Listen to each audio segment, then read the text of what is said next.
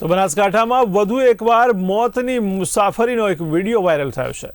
ત્યારે પાલનપુરના aroma circle તરફથી બિહારીબાગ તરફ જતી ગાડીનો આ વિડીયો વાયરલ થઈ રહ્યો છે।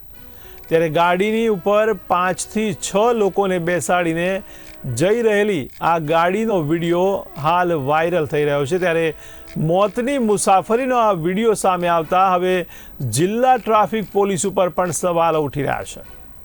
તો મહત્વના સમાચાર કહી શકાય ત્યારે બનાસકાંઠામાં મોતની મુસાફરી જોવા મળી, જેમાં પાલનપુરના એરોમા સર્કલ તરફથી બિહારીબાગ તરફ જતી એક ગાડીનો વિડીયો ખૂબ વાયરલ થયો છે।